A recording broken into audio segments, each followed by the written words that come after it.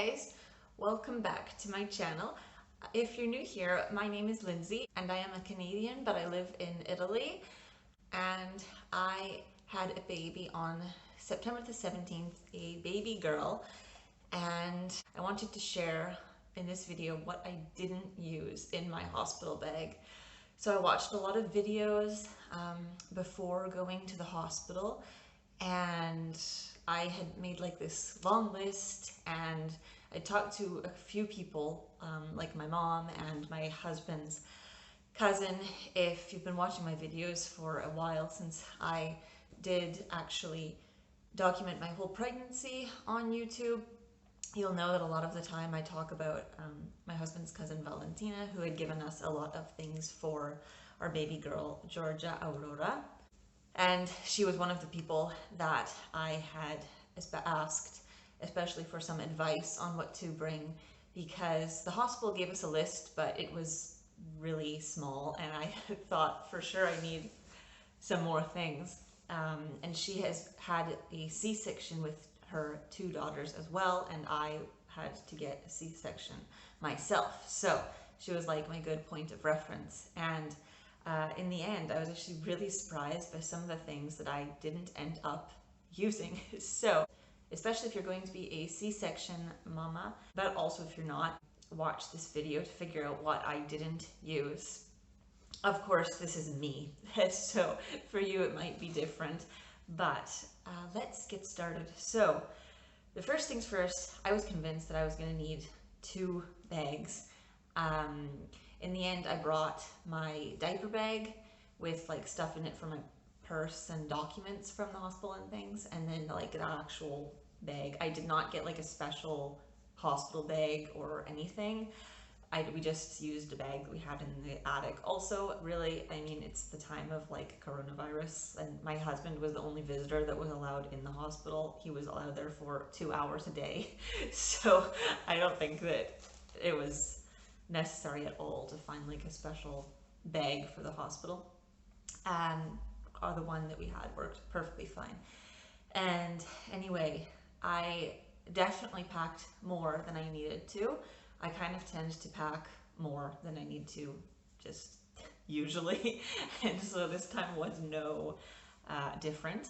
And I was like surprised, like when I talked to Valentina or my mom, and my mom had had a couple of C-sections too, and because I have 2 brothers, and you know, they were like, oh yeah, like, you know, don't worry about bringing like a separate going home outfit or anything, and you know, don't worry about bringing any makeup or anything. But like, well, today I don't really have much makeup on because, oh, the sun's coming in.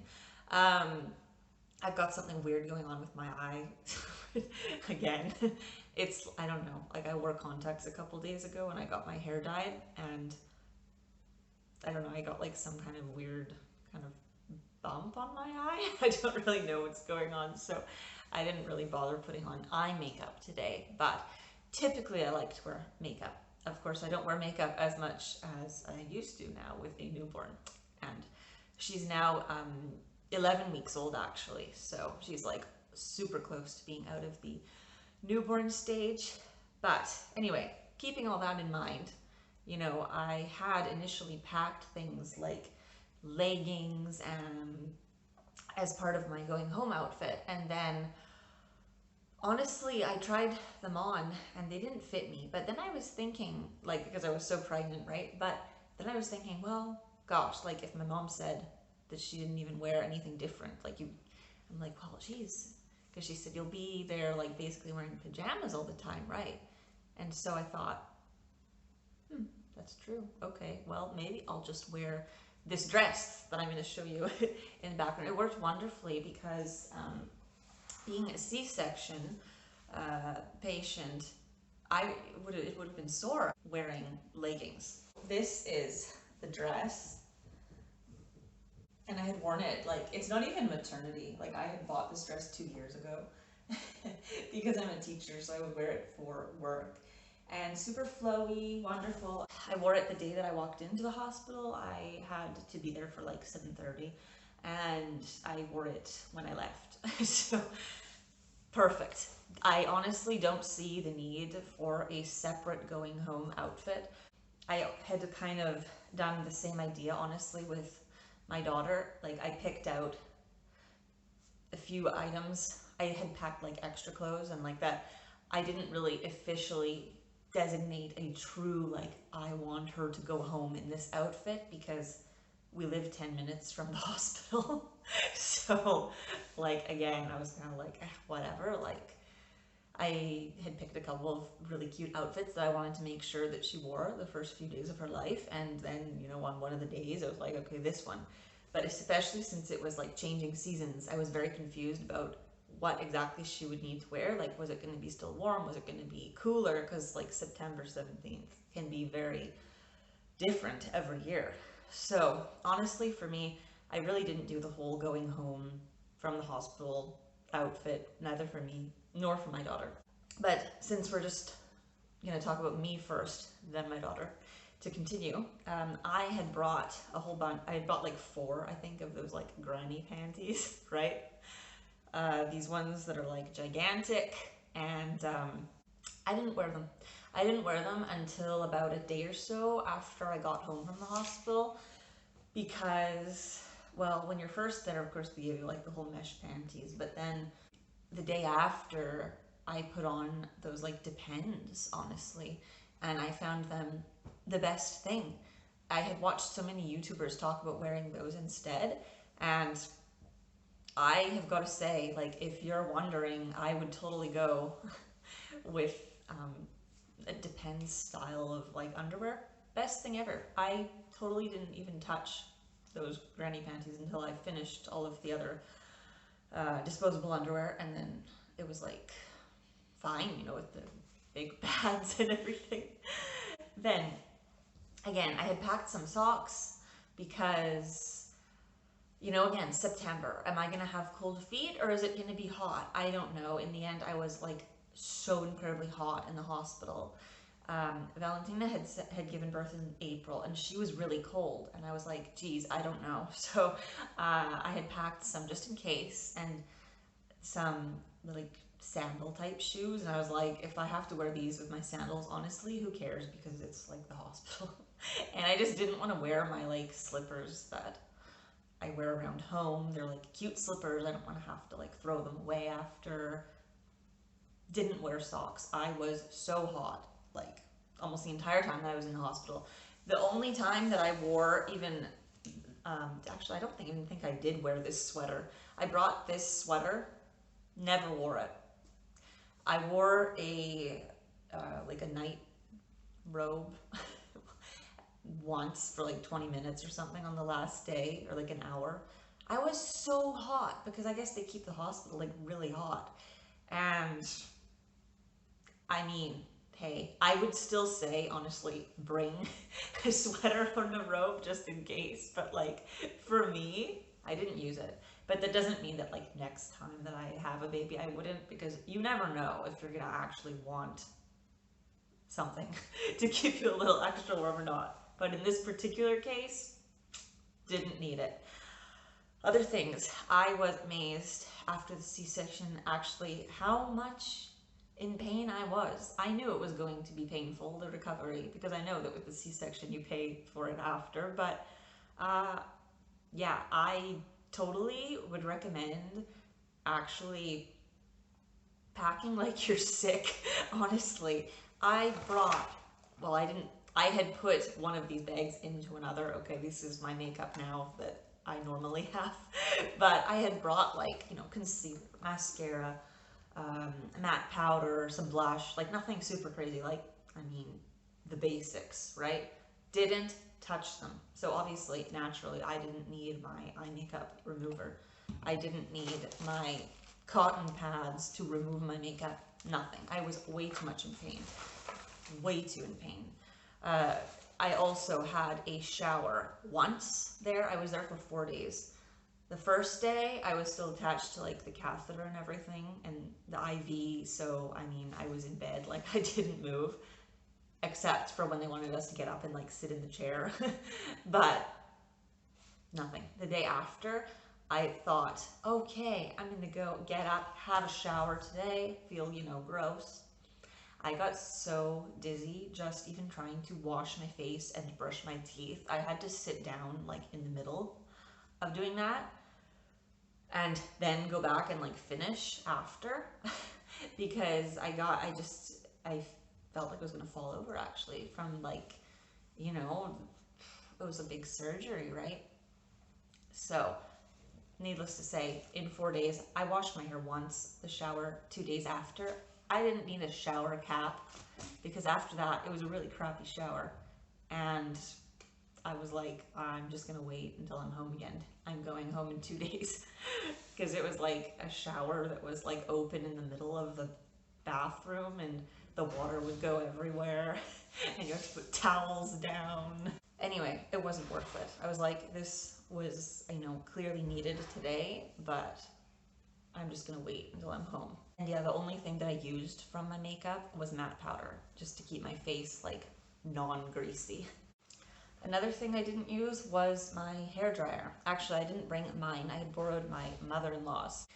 But when I got to the hospital, they had like a different outlet because in Italy, there's two different cords. There's like the like outlets that take the old Italian, like specific to Italy outlets, and then ones that are actually the ones that they switched over, which are like German, and they're like way bigger outlets. And it's kind of weird to me like that the outlets became bigger and that we went to the German ones, but we have. So they were gonna either look for an adapter for me or just bring another hairdryer. They couldn't find an adapter, so they just gave me their hairdryer. At least they had one because Valentina had told me that the hospital did not have a hairdryer and to bring one. So anyway, I'll remember next time. Okay, either bring my massive hairdryer, but my husband needed it to dry his hair. He has very short hair, but he likes to dry it with the hairdryer. Or just ask to use the hospitals. Honestly, it didn't really have that much power, but like I dried my hair one time. Another thing, I didn't use hand lotion. I had brought like nail clippers and like the file. Okay, yes, stuff that's good to have in case, I had a hangnail or something, but I didn't need it. And glad I brought lip balm for sure, but I actually thought I was gonna want the hand lotion too. No, I never used it.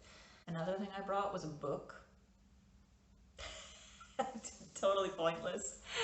Maybe if you're like going in for an induction, it might be useful, or you have to like wait for, contractions to start. But like I went in and like then basically had the C-section, and then there's no time to read. There were like a couple times that I thought I would read, or I could have read, but honestly I had such a pile of like text messages to reply to that like of everyone, wishing like congratulations, that either I was replying to messages or I decided to sleep. So book, I can definitely leave that. And then the last thing was headphones. I didn't listen to music. So that was, for me, what I didn't bring, honestly. Like, totally. Now, the hospital that I go near, they don't want you to do VBACs, so I think that pretty much next time I have a baby, it's going to be a C-section. You can be absolutely sure I am not bringing a stitch of makeup beyond my matte powder. It's not worth it. You don't touch it. I mean, I was in way too much pain. I could barely get up from the bed, barely stand up, like there's no way. It is so not important. It was like enough for me if I was able to brush my teeth, floss them, and wash my face and put my hair up, and that was it. And obviously deodorant, because I mean, come on, that was it. That was literally my routine. It was like in and out so fast. Then for my baby, baby socks. This of course depends what you pack. I had packed a whole bunch of sleepers, and honestly she really didn't need socks.